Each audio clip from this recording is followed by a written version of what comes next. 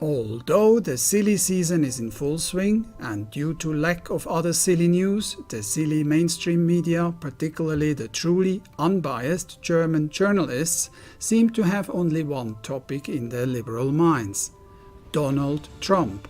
They produce a never-ending stream of fake and biased news which are unworthy to examine any further. Yet there is hope. In his latest video, the YouTube channel Way of the World has brought the maiden speech of Australian Senator Fraser Anning to our attention. Together we will listen to the shortened version of Queensland Senator Anning's 38 minutes original speech, held on the 14th of August 2018. The content of his speech reflects on the dire political situation in Australia and can easily be transferred to and compared with the situation within Europe and specifically Germany and even Switzerland. Senator Anning's speech summarizes with clear and unpretentious words the present state of society and politics in Australia. Yet his conclusions and insights can be easily adopted and applied to the Western world as a whole. Furthermore, Senator Anning refers to and identifies the Italian-born ultra-neo-Marxist Antonio Gramsci, who is still a shining light even for present-day leftists, as the origin of the present-day leftist political agenda which affects the whole West.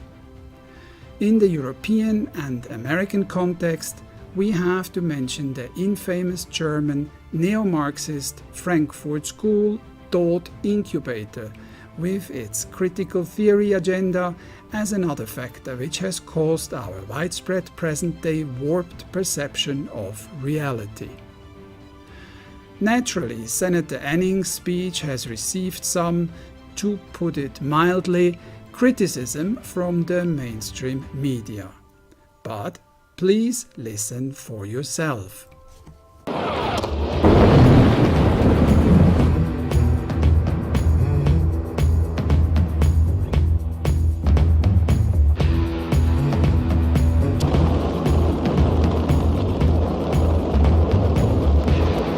Well, I have to say, you're not laughing now, are you?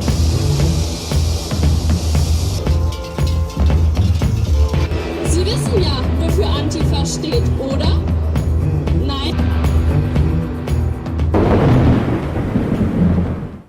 In the first part of his speech, Senator Anning refers to how Australia in historical context was built and thrived on migration, mainly originated from the European continent, with a set of shared cultural and ethno-religious values, which in turn guaranteed social cohesion and a functioning society as a whole. Meanwhile, all this is called into question, because since 1973, when Whitlam and his hard-left cronies adopted Soviet-inspired UN treaties on discrimination and banned preferential selection of migrants based on their ethnicity. A tectonic shift has occurred in which the previously agreed social and political order have been overthrown in an insidious silent revolution. To understand fully what has happened to our country, I believe that we must look to the work of the Italian Marxist Antonio Gramsci. The Marxist state, Gramsci argued, could be achieved by gradual cultural revolution, subverting society via a long march through the institutions. The tactics of latter-day Gramsci-inspired radicals were to disguise degeneracy as liberation and tyranny as compassion. Free speech could be eliminated by appeal to not offending or saying things which were hurtful. This, of course, subtly creates a subjective test by which all criticism of cultural Marxist agenda can be silenced. It is my understanding that Gramsci himself coined the term political correctness to describe obedience to the will of the Communist Party. However, he made clear that its final purpose was to force concurrence with those things which individuals knew to be false. If an individual could be induced to agree and state to others something they knew to be utterly false, such as black being white, then the party had achieved total moral and ethical surrender in the subject. Thus, to describe the so-called safe schools and gender fluidity garbage being peddled in schools as cultural Marxism is not a throwaway line, but a literal truth.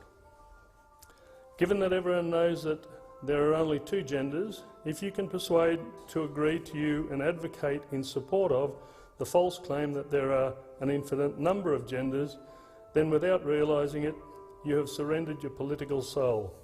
Today, with so many unwittingly in lockstep, marching to the cultural revolutionaries' tune, options to oppose them politically are increasingly limited. I want to see the defeat of cultural Marxism and their ilk, and a rolling back of the subversion of Australian culture and values that they have wrought. The next critical problem that we need to address is immigration. Australia currently has the highest per capita immigration rate in the world. Last Tuesday, Australia's population hit 25 million, 22 years ahead of previous government prediction. That means that since 1971, the population of Australia has doubled, with immigrants now around a third of our population. The huge number of people allowed to flood into Australia in recent years are unsustainable, with immigration quotas apparently set by successive governments on a whim, without any regard for the necessary infrastructure that these people would require or the ability of those who came here to assimilate. Ethno-cultural diversity, which is known to undermine social cohesion, has been allowed to rise to dangerous levels in many suburbs. In direct response, self-segregation, including white flight from poorer inner urban areas, has become the norm. I believe that immigration to our country should be a privilege, not an obligation-free right, provided to anyone from the third world who demands it. The huge number of people allowed to flood into Australia in recent years are unsustainable, with immigration quotas apparently set by successive governments on a whim, without any regard for the necessary infrastructure that these people would require or the ability of those who came here to assimilate. Ethno-cultural diversity, which is known to undermine social cohesion, has been allowed to rise to dangerous levels in many suburbs. In direct response, self-segregation, including white flight from poorer inner urban areas, has become the norm. I believe that immigration to our country should be a privilege, not an obligation-free right, provided to anyone from the third world who demands it. Diversity should be managed to remain compatible with the social cohesion and national identity. We as a nation are entitled to insist that those who are allowed to come here predominantly reflect the historic European Christian composition of Australian society and embrace our language, culture and values as a people. Historically, however, one immigrant group, here and in other Western nations, that has consistently shown itself to be the least able to assimilate and integrate is Muslims. We have black African Muslim gangs terrorising Melbourne. We have ISIS sympathising Muslims trying to go overseas to fight for ISIS. And while all Muslims are not terrorists, certainly all terrorists these days are Muslims. So why would anyone want to bring more of them here? The final solution to the immigration problem, of course, is a popular vote. What we need is a cultural reconquest of our own country. To take back Australia from Gramsci-inspired left-wing elites and that have subverted the very basis of our society. For in the end, what is Australia? What makes Australia a nation is not the happenstance of shared geography, but what unites us. Our common history, values, language and ethnicity, our common culture and our shared vision of our future as a people. Ethnicity is not just skin deep. More than anything else, it is our ethno-religious identity that defines us and shapes our national identity. All who lived here, from children to old men, from paupers to prime ministers, could all have a shared understanding of who we were that crossed the political divide. But today all that is rapidly unravelling, and we stand now at the turn of the tide. The great cohesive vision of our nation's founding fathers, all that those who came before us struggled to build, all that our fathers and grandfathers fought wars to defend, stand at hazard as the strangled hold of the Gramsciite elites on our institutions, political organisations and the media continues to tighten.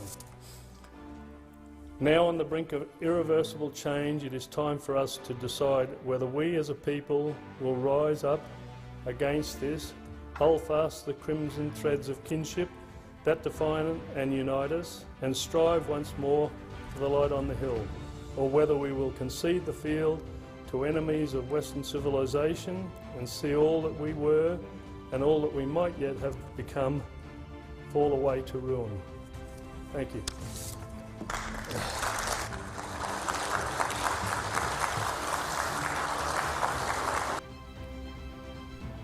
I truly hope Senator Anning's open and inspiring words will be for all of us a source of strength to continue our fight, peacefully yet determined, against the leftist path into complete and utter destruction. Please share, comment, rate and subscribe to my Tell the Truth channel together with pressing the bell.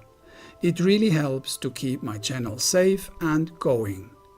Thank you and stay well.